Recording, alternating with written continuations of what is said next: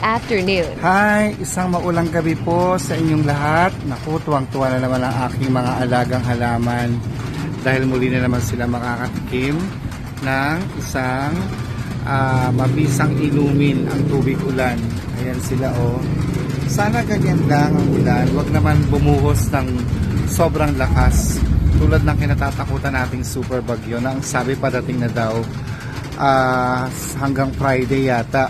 Sana wag naman, para hindi naman mapinsala hindi lang yung mga halaman ko kundi yung kabuhayan na mga kapwa natin Pilipino sa mga lugar na maapektuhan ng bagyo.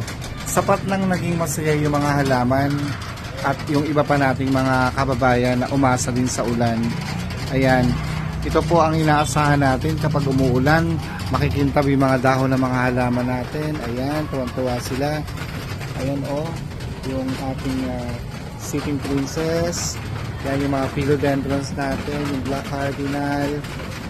Tuwang-tuwa sila. Even itong ating Blizzard at ang ating Epiaurea na nagmamaganda na siya ng bonggang-bongga. Pati yung mga rubber tree natin dun sa dulo.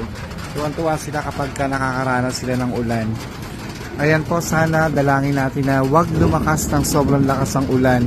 Sapat ng ganito na nabasa ang lupa at lumamig ang panahon. Magandang gabi po sa inyong lahat.